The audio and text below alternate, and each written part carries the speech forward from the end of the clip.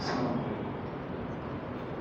الحمد لله نحمده ونستعينه ونستغفره ونعوذ بالله من شرور انفسنا ومن سيئات اعمالنا من يهده الله فلا مضل له ومن يضلل فلا هادي له واشهد ان لا اله الا الله وحده لا شريك له واشهد ان محمدا عبده ورسوله. கண்ணியத்துக்குரிய இல்லாமல் தினந்தோறும் ரமலானுடைய இரவு தொழுகைக்கு பிறகு மார்க்க உபதேசங்களை கேட்டு வருகிறோம். தொடர்பயனாக பத்ர் மற்றும் உஹது போன்றவருடைய செய்திகளை பார்த்து வந்தோம். அதில் விடுபட்ட சில செய்திகளை இன்றைய தினம் பார்ப்போம்.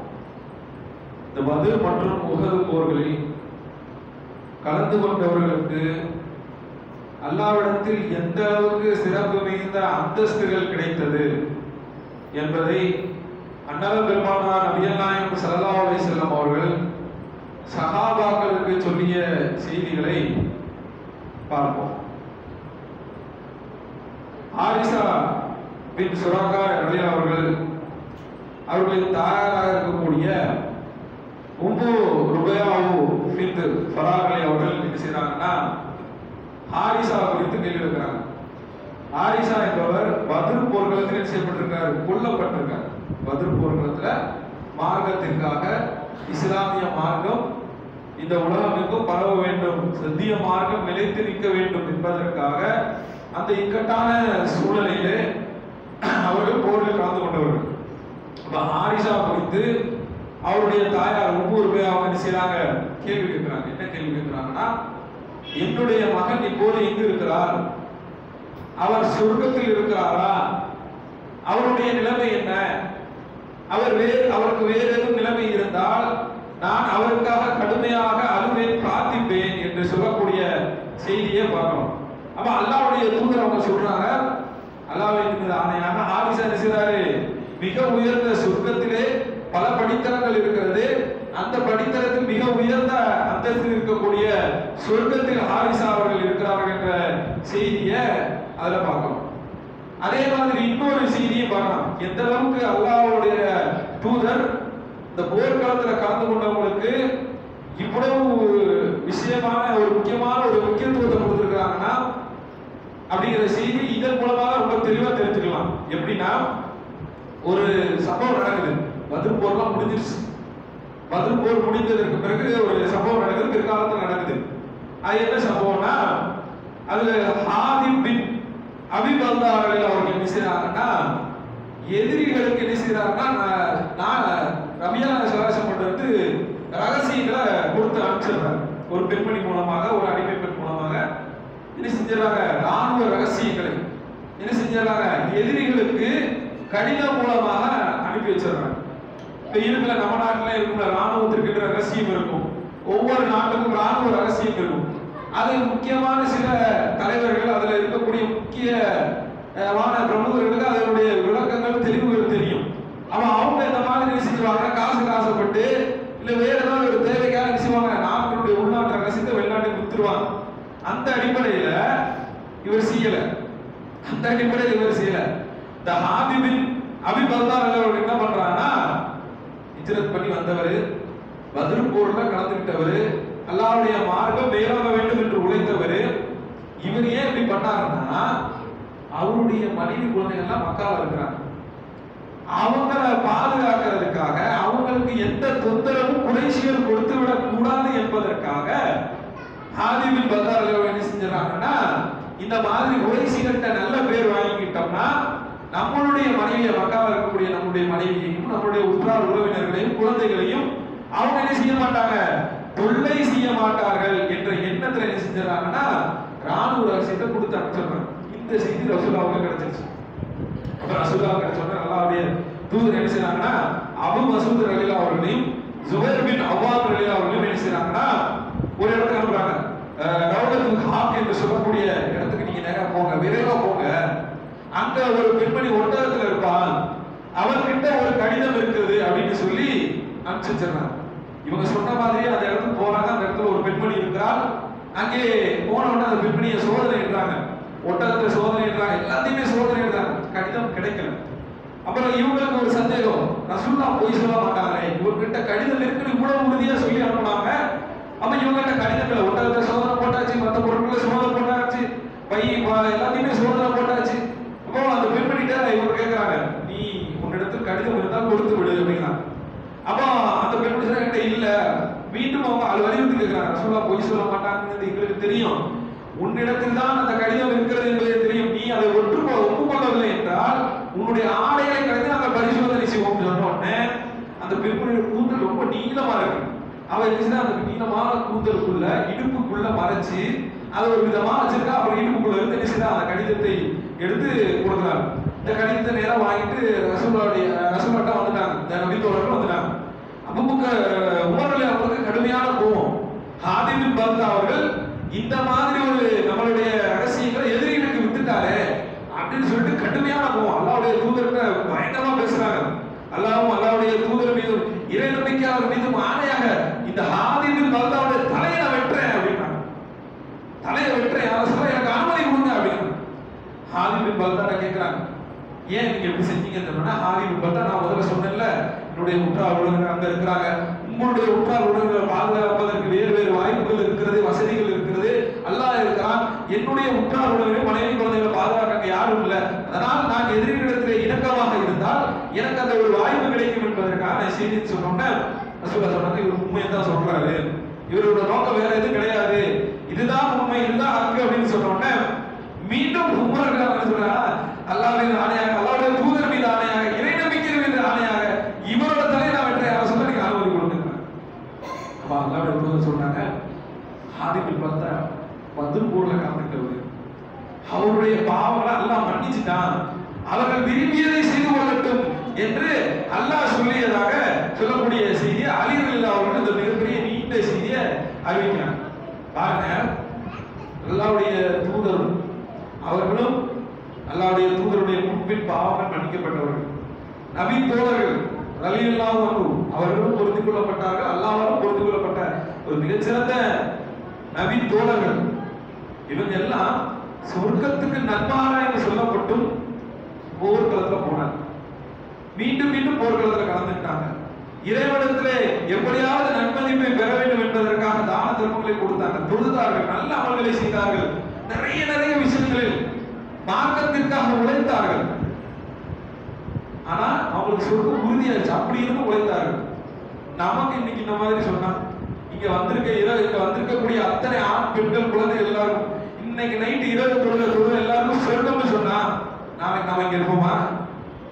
நம்மளோட நிலைமை யோசிச்சு பாருங்க, நாளைக்கு நம்ம இங்க வருவோமாங்க? அதுதான் நம்ம வந்து சொர்க்கம் கன்ஃபார்ம் ஆயிடுச்சு. நாம எதுக்கு இனிமே தொழுதுகிட்டு நாளைக்கு எதுக்கு சகர் வச்சுக்கிட்டு கஷ்டப்படணும் அப்படின்னு சொல்லிட்டு நாம செஞ்சிருவோம், அந்த நிலைமைக்கு நாம போயிருவோம். ஆனாலும் இவர்கள் ஆரம்ப காலம் பதில் போடுறது ஆரம்ப காலம் தானே, பிற்காலத்தில் நடக்கக்கூடிய ஒரு சம்பவம் தானே. அதற்கு பிறகு ஏராளமான நன்மைகளை அவர்கள் செய்கிறார்கள், சஹாபாக்கள் செய்கிறார்கள், ரசூலுல்லாஹ் செய்கிறாங்க. அந்த ஹாதிப் பின் பல்தாவுக்கு இவ்வளவு சிறப்பு கிடைக்க காரணம் என்னன்னா தியாகம், மார்க்கத்திற்காக, இஸ்லாத்திற்காக இக்கட்டான சூழ்நிலையில் அல்லாஹ்வுக்காக வந்து நின்றாங்களே, அதனால ஹாதிப் பின் பல்தாவுக்கு கிடைத்த ஒரு மிகச்சிறந்த அந்தஸ்து இது இவர்களுக்கு மட்டும் இல்ல, மதுபோரில் கலந்து கொண்ட அத்தனை நபர்களுக்கும் அல்லாஹ் கொடுத்த மிகச்சிறந்த அந்தஸ்து என்பதை இந்த செய்தியில பார்க்கணும். அதே மாதிரி இந்த பத்ர் போர் முடிந்ததற்கு பிறகு ஒரு சில சம்பவங்கள் நடக்கிறது, அதையும் என்ன செஞ்சிடணும் பார்த்துக்கணும்.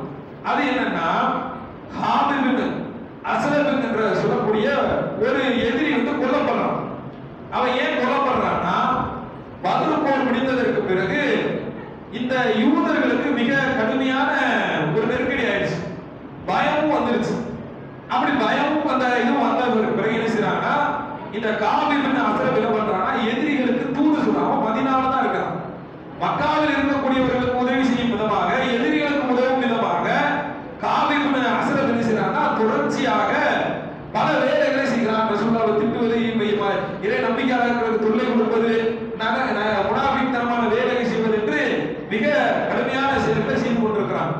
அப்படி நேரத்துல ரசூலுல்லாஹ் ஒரு கட்டத்துல பார்க்கறேன், இவனோட தொல்லை தாங்க முடியல, இவனை எப்படியாவது முடிச்சிடணும், இவன் கதையை முடிச்சிடணும்னு ரசூலுல்லாஹ் கேட்கிறாங்க, இவனை யார் கொள்வது அப்படிங்கிறாங்க. அப்ப உடனே சொல்றாங்க, முஹம்மது பின் மஸ்லமா அவர்கள் சொல்கிறார்கள், நான் இவனுடைய என்னுடைய கதையை முடிக்கிறேன் அப்படிங்கிறாங்க. அதுக்கு ஒரு சில திட்டங்களை போடுறாங்க. மசலாமா அவங்க என்ன பண்றாங்கன்னா, இந்த காபின் அஸ்ரம்ட்ட போயிட்டு இணக்கமா பேசுறாரு. அது வரைக்கும் ரசூலா கூட தான் இருக்கிறாரு. ரசூலுல்லாஹ்வே அனுமதி கேட்கிறாங்க. நான் சில வார்த்தைகளை பயன்படுத்தி உங்களையும் பேசி பேசி இந்த காப் கிட்ட நான் ஒரு நெருக்கமான உறவை ஏற்படுத்திக் கொள்ளட்டுமான ரசூலுல்லாஹ்ட்ட அனுமதி கேட்கிறாங்க. ரசூலுல்லாஹ் அனுமதி கொடுத்து அனுப்பிச்சிடுறாங்க. அப்போ இந்த காப் இப்னு அஸ்ரம்ட்ட இந்த முகமது பின் மசலாமா அவங்க என்ன செய்றாங்க, போறாங்க. முகமது பின் மசலாமா காப்பிட போறாங்க. போயிட்டு ஒரு சும்மா அப்படியே ஒரு குழம்பிக்கிட்டு, எப்படி நாம யாராவது ஒருத்தர் கூட பார்ட்னர்ஷிப்லயோ இல்ல ஒரு நெருக்கமா ஒருத்தர் கூட இருந்துட்டு திடீர்னு ஒரு பக்கம் நம்ம சாயும் போது அந்த பக்கம் போய் இருந்தங்க, ஒரே பெரிய குழப்பமா இருக்கு, பித்தனாவா இருக்கு, நினைச்சதெல்லாம் வேற வேற மாதிரி பண்றாங்க, என்னெல்லாமோ செய்யறாங்க, எனக்கு இவங்க செய்யற செயல உடன்பாடே இல்லைங்க, நீங்க செய்யறதுதான் சரியா இருக்குது அப்படின்னு சொல்லிட்டு இங்க இருந்து அந்த கட்சி தாவம் போற ஒரு பேச்சு வரும்ல, கட்சி விட்டு கட்சி மாறுவாங்கல்ல, கட்சி தாவல் நடக்கும்ல, அந்த மாதிரி இவர் என்ன செய்யறாருன்னா, இந்த முகமது மக்களை ரொம்ப தர்மம் செய்ய சொல்லி ரொம்ப சிரமப்படுத்துறாரு, ரொம்ப கொடுமைப்படுத்துறாரு, இவரோட கதை என்ன ஆகுது அப்படிங்கறது பாக்குறதுக்காகத்தான் நான் பொறுமையா அவர் கூட இருக்கிறேன். இப்போதைக்கு எனக்கு தர்மம் செய்வதற்காக சில பொருட்கள் வேணும், நீங்க எனக்கு அதை கடனாக கொடுங்கன்னு சொல்லிட்டு அப்படி புலம்பிக்கிட்டே கேட்கிறாரு. இதை நான் பேசணும்னா அவனுக்கு என்ன ஆச்சுன்னா, ஓ எதிரி ஒரு ஆள் நம்ம கூட சேர்ந்துக்கிட்டான், இவனை வச்சு சில செய்திகளை வாங்கிக்கலாம்னு சொல்லிட்டு காபி இப்னு அஸ்ரம் என்ன செய்யறாங்கன்னா, அப்பனா நான் எனக்கு நீ அடமானமா ஏதாவது கொடு அப்படிங்கிறாங்க. அப்போ காபி இப்னு அஸ்ரம் என்ன கேட்கறான், அடமானம் கேட்ட உடனே என்ன இவங்க சொல்றாங்கன்னா, உங்களுக்கு என்ன வேணும்னு அவன் சொல்றான், உங்கள் வீட்டு பெண்களே அடமானம் கொடுங்க. அப்போ முசலாமா அவங்க சொல்றாங்க, நீயே ரொம்ப அழகா இருக்க, கொஞ்சம் அழகான ஆள் தான், உனக்கு இந்த மாதிரி விஷயத்த வந்து பொருளா கடனா வாங்கி உனக்கு பெண் தேவைங்கிறது ஒரு அவசியமா அப்படிங்கிறாங்க. அப்படியா, சரி, அவன் பெண்களை விட்டுட்டு ஆண்களை கடனா கொடு, அடமானமா கொடு அப்படிங்கிறாங்க. அவன் சொன்னாரு, அடமானமா ஆண்களை வச்சிடலாம், ஆனா நாளைக்கு அவன் யாரு கூடயாவது உறவாடும் போது ஒரு உறவு ஒரு நெருக்கம் அப்போ வரும்போது நீ இத்தனை சவுக்கு நீ அடமானம் வைக்கப்பட்டவன் என்று யாராவது திட்டிடுவாங்க, பேசிடுவாங்க, அது ஆண் மகனுக்கு சிறந்ததாக இருக்காது அப்படின்னு சொன்ன உடனே அதையும் வேறன்னு சொல்லிடுறாங்க.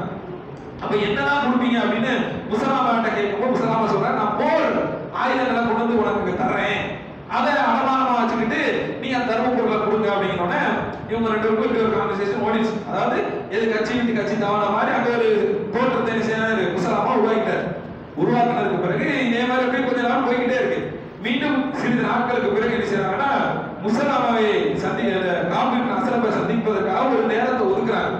ஒதுக்கிட்டு இந்த காபி இப்னு அஸ்ரம் கூட அவர் பால்குடி சகோதரர் ஒருத்தரும் வராரு. அப்ப போகும்போது காபி இப்னு அஸ்ரம் நைட் நேரத்துல போறாரு, வெளியே போறாரு. அவருடைய மனைவி சொல்றாரு, இங்க போறீங்க, இந்த மாதிரி என்னைய முசலாமா பார்க்க வந்திருக்காரு, என்னுடைய பால்குடி சகோதரர் பார்க்க வந்திருக்காரு, நான் போறேன் அப்படிங்கிறாங்க. இந்த முசலாமா வந்து நறுமணங்கள் அதிகமா பூசக்கூடியவன், நல்ல உடை அழகாக போடக்கூடியவன், சிறுவந்தனாக இருப்பார். அப்ப இந்த காபி இப்னு அஸ்ரம் என்ன பண்றாங்கன்னா, இப்படி சகோதரர்கள் வந்திருக்காரு, இவங்க வந்திருக்காரு அப்படின்னு சொல்லி பார்க்க போகணுங்கிறதுக்காக பார்க்க போறாரு. போகும்போது முசலாமாவுடைய ஐடியா பாருங்க, இந்த மாதிரி ஒரு நறுமணத்தை நான் எங்கேயுமே பார்த்தது இல்லை, உன்னுடைய கூந்தல்ல இருந்து உன்னுடைய முடியில இருந்து அவ்வளவு நறுமணம் இருக்கு, ஒரு வாட்டி ஸ்மெல் பண்ணிக்கலாமா, மூத்து பார்த்து கொள்ளலாமா, நுகர்ந்து கொள்ளலாமா. அவன் என்ன செய்யறான், நம்மளை பத்தி பெருமையா பேசுறாங்கன்னு நினைச்சுக்கிட்டு அவன் தாராளமா செஞ்சுக்கிங்க அப்படின்னு சொல்லிட்டு அவன் என்ன செய்யறான், அதுக்கு அனுமதி கொடுக்குறான். அதுக்கடுத்து பாத்தீங்கன்னா மீண்டும் கேட்கிறான் முசலாமா, நான் மீண்டும் ஒரு வாட்டி இது பண்ணிக்கலாமா அப்படின்னு. ஆனா முசலாமா முதல்ல சொல்லிட்டு இருக்கிற சகாக்களையும் கூட்டிட்டு வந்திருக்காரு, நான் அவனுடைய முடியையும் கழுத்தையும் சேர்த்து இறுக்கிக் கொள்ளும் போது அவனுடைய கதையை நீங்கள் முடித்து விடுங்கன்னு சொல்லிட்டு வந்திருக்கிறார். கரெக்டா அதே மாதிரி இரண்டாவது தடவை செய்யும் போது செய்ய காட்டுறாங்க, அவனுடைய கழுத்தை இறுக்கி பிடித்துக் கொள்கிறார்கள். அவனுடைய அந்த இடத்துல கொல்லப்பட்டு அவனுடைய கதை மிகப்பெரிய எதிரியாக இருந்த அவனுடைய கதையும் என்ன செய்றாங்க, ரசூலுல்லாஹ் அந்த இடத்துல முடிச்சு விட்டுறாங்க. இதுக்கு பிறகுதான் உகது போரே வருது. இதுக்கு பிறகு உகது போர் வருது. உகது போர்லையும் சில சஹாபாக்கள் கொல்லப்பட்டார்கள். யார் கொல்லப்பட்டாங்கன்னா அவர்கள் குறித்து நாம தெரிந்துக்கிறோம். அப்ப தெரிஞ்சிட்டோம்னா எல்லாம் அந்த உகது பத்ருடைய செய்திகள் எல்லாம் முழுமையாக நாம் தெரிந்த ஒரு திருப்தியை நம்ம என்ன செய்யலாம், பெற்றுக்கொள்ளலாம். அப்போ அதுல ஒருத்தர் முஸாப் இப்னு உமைர் அவர்களும் அனஸ் பின் மாலிக் அவர்களும் மிக கடுமையாக தாக்கி கொல்லப்பட்டவர்கள். அவர்கள் குறித்து தான் நல்லா 33வது அத்தியாயம் 23வது வசனத்தை நாம முன்கூட்டியே நபித்தோருடைய சிறப்பு என்ற இடத்துல நம்ம சுட்டி காட்டணும். அதே மாதிரி அந்த போர்ல அப்துல்லா பின் அம்ரு ஹராம் அவர்கள் கொல்லப்பட்டார்கள். இவர் யாருன்னா ரசூலுல்லாஹ்வுடைய மிக நெருக்கமான ஜாபிர் ரலியல்லாஹுடைய தகப்பனார். ஜாபிர் ரலியல்லாஹு இருக்காங்கல்ல, ரசூலுல்லாஹ்வுக்கு மிக நெருக்கமான ஒரு நண்பர், ஒரு தோழர். அவருடைய தகப்பனார் தான் அப்துல்லா. இந்த அப்துல்லா என்ன செய்றாருன்னா உஹது போர்ல கொல்லப்படுறார். இவருக்கு ஏற்கனவே நான் கொல்லப்படுவங்கிறது தெரியும். இதுக்கு முன்னாடியே என்ன சொல்லிட்டாருன்னா ஜாபிர் ரலியல்லாஹு கூப்பிட்டு, எனக்கு இந்த மாதிரி பெண் குழந்தைகள் இருக்குது, 9 பெண் குழந்தை கிட்ட இருக்கு, நீ ஒரு புத்தம் தான் ஆண் பையன், நீ மட்டும்தான் ஆண்மகனா இருக்கிற, நீ என்ன செய்யணும், இந்த பிள்ளைகள் எல்லாம் பார்த்துக்கணும் வச்சுக்கணும்னு சொல்லிட்டு நான் நாளை உகது போல கொல்லப்படலாம் என்று முன்கூட்டியே தெரிந்திருச்சாங்க. அவங்க இந்த செய்தியை சொல்றாங்க. சொல்லும் போது அவர் சொன்ன மாதிரியே உகது போல கொல்லப்படுறாங்க. ஜாபிர்கள் என்ன பண்றாங்க, அவருடைய அந்த கொல்லப்பட்டு அவர்கள் கூடப்பட்டு வச்சிருப்பாங்கல்ல, அவங்க பாக்குறதுக்காக தகப்பனாரை பாக்குறதுக்காக ஜாபிர்கள் அவர்கள் வருகிறார்கள். அப்போ அந்த ஸ்கிரீனை அகற்றும் போது மூடப்பட்டு மூடி வச்சிருக்கக்கூடிய அந்த கப்பல் துணி அகற்றும் போது மற்றவங்க தடுக்கிறாங்க, வேணாம் பார்க்கலாம், ரொம்ப கொடூரமா இருக்கு, வேண்டாம் அப்படிங்கிறாங்க. அப்போ இந்த சம்பவம் நடக்கும் போது பக்கத்துல இருந்து ஒரு பெண் அழுகுறாங்க, கடுமையான ஒப்பாரி வச்சு அழுகுறாங்க. ரசூலுல்லாஹ் சொல்றாங்க, நீங்க அழுதாலும் அழாவிட்டாலும் அது யார் என்று ஹதீஸ்ல தெளிவா சொல்லல. ஒருத்தர் சொல்றாங்க அப்துல்லாவுடைய சகோதரி, இன்னொருத்தர் சொல்றாங்க அப்துல்லாவுடைய குழந்தை என்று சொல்றாங்க. அவருடைய இன்னொரு, அதாவது ஜாபிருடைய சகோதரி அப்படிங்கிற மாதிரி சில பேர் சொல்றாங்க. அப்போ இந்த மாதிரி நீ அழுதாலும் அழாவிட்டாலும் அப்துல்லாவுடைய உடலை வானவர்கள் தங்களுடைய இறக்கைகளால் மூடி இருக்கிறார்கள். இந்த அளவுக்கு சிறப்பு பாருங்க. சஹாபாக்களுக்கு, கொல்லப்பட்டவர்களுக்கு இறைவனத்தில் கிடைக்கக்கூடிய மிகச்சிறப்பான அந்தஸ்துகளை பாருங்க. எந்த மாதிரியான ஒரு தியாகம் இருந்தா வானவர்களை அல்லாஹ் அனுப்பி வச்சு அவர்களை இறந்த அந்த மையத்துகளை அல்லாஹ் அவருடைய அந்த வானவர்கள் தங்களுடைய இறக்கைகளால் சூழ்ந்து கொள்கிறார்கள் என்றால் எவ்வளவு அருள்வாய்ந்த அடியார்களாக அவங்க இருந்திருக்கிறாங்க. இந்த மார்க்கத்திற்காக தியாகம் பண்ணி, இந்த மார்க்கத்தினுடைய விஷயத்திற்காக இக்கட்டான சூழ்நிலை நின்று உயிரை கொடுத்ததற்காக. நம்ம உயிரெல்லாம் கொடுக்க வேண்டாங்க, இந்த மார்க்கத்துக்காக நாம ஏதாவது பண்ணலாம்ல. யா அல்லாஹ், மார்க்கத்துக்காக நான் இதை செஞ்சேன், என்னுடைய பாவத்தை எப்படியாவது மன்னிச்சு நான் மறந்துட சொல்லிருக்கேன். இந்த அடியார்கள் பதில் போர்லயே நல்ல மதிப்பை பெற்று அல்லாஹ்வுடைய பார்வையில் சொர்க்கவாதியாக மாறிவிட்ட பிறகும் உகது போர்ல ஏன் போய் சாகணும்? பதில் போர்ல சொல்லிட்டாங்க அல்லாஹ், உங்களுடைய பாவத்தெல்லாம் மன்னிச்சுட்டு நீங்க சொர்க்கவாதின்னு சொல்லி டிக்ளேர் பண்ணதுக்கு பிறகும் இவர்களுடைய நிலைமை எப்படி போயிடுச்சு பாருங்க. அப்ப இந்த அளவுக்கு ஒரு சிறப்புங்கிறதை பார்க்கலாம். அதே மாதிரி யமான் ரலியல்லாஹு அவர்கள் என்ன செய்யப்பட்டார்கள், இதில் கொல்லப்பட்டார்கள். யமான் ரலியல்லாஹு உகது போரின் தொடக்கத்தில் அந்த ஒரு சம்பவம் நடக்கல. அந்த உகது போர்ல வந்து இணையப்பாளக இடையில புகுந்து காலித் பின் வலீத் அவர்கள் மூலமாக சில தாக்குதல் நடக்கும். அப்ப என்ன செய்வாங்கன்னா ஹுதைபா ரலியல்லாஹுடைய தந்தை தான் யமான் அவர்கள். அவங்க என்ன செய்றாங்க, முஸ்லிம்களாலே என்ன செய்யப்படுறாங்க, கொல்லப்படுறாங்க. யமான் ரலியல்லாஹு அவர்களுக்காக என்ன ஹுதைபா ரலியல்லாஹு என்ன சொல்றாங்கன்னா, நான் உங்களுக்காக அல்லாஹ்விடத்தில் பாவ மன்னிப்பு தேடுகிறேன் என்று சொல்லக்கூடிய செய்தி பார்க்கிறோம். அதே மாதிரி நபிகள் நாயகம் ஸல்லல்லாஹு அலைஹி வஸல்லம் மிக நெருங்கிய உறவாக இருக்கக்கூடிய ஹம்சா அவர்களும் கொல்லப்படுகிறார். ஹம்சா வந்து ஒரு அடிமையால, வசி என்று சொல்லக்கூடிய அடிமையால் கொல்லப்படுகிறார். அந்த அடிமை குறித்தான செய்தியும் வேறு சில செய்திகளோடு சேர்த்து இன்ஷா அல்லாஹ் செய்வோம். நேரம் பற்றாக்குறை இருப்பதனால நாளை தினம் இதனுடைய தொடர்ச்சியை பார்ப்போம். நம்மளுடைய பள்ளியிலே இஃப்தாருக்கான ஏற்பாடு தினந்தோறும் நடந்து வருகிறது. நம்மளுடைய 2 வாரங்களை கடந்து விட்டோம். இங்க வரக்கூடிய சகோதரர்கள் நிறைய பேர் பொருளாதாரம் கொடுப்பீங்க. கொடுக்கிறது மட்டுமல்லாமல் தங்களுக்கு தெரிந்த நபர்களிடத்தும் என்ன செய்வீங்க, வாங்கி கொடுக்கக்கூடியவர்களாக இருப்பீங்க. அதை கொஞ்சம் என்ன செய்வீங்க, இன்ஷா அல்லாஹ் அல்லாஹ்வுக்காக துரிதப்படுத்திக் கொடுங்க. ஏனென்றால் நாங்க வெளியே போய் சில இடங்கள்ல பொருளாதாரம் கஞ்சிக்காக கேட்கும் போது அவர்கள் சொல்லக்கூடிய பதில் என்னவா இருக்குன்னா, சுற்றுவட்டார பகுதியில் இருக்கக்கூடிய பெரும்பான்மையான பள்ளிவாசல் நகர பகுதிக்கு வந்து வசூல் பண்ணிட்டு போயிடறாங்க. அப்படி வசூல் பண்ணிட்டு போகும்போது நகர பகுதியில் இருக்கக்கூடிய நம்மளுடைய பள்ளிகளுக்கு அது கிடைக்காம போய்விடும். அதனால என்ன செய்யலாம், நாம கொஞ்சம் முந்திக்கிட்டோம்னா அது நமக்கு கிடைப்பதற்கு வாய்ப்பாக இருக்கும். என்ன செய்யுங்க, வாங்கி தரக்கூடிய சகோதரர்களும் கொடுக்கக்கூடிய சகோதரர்களும் அந்த பொருளாதாரத்தை விரைவாக தந்து நிர்வாகத்துக்கு உதவுமாறு கேட்டுக்கொள்வோம்.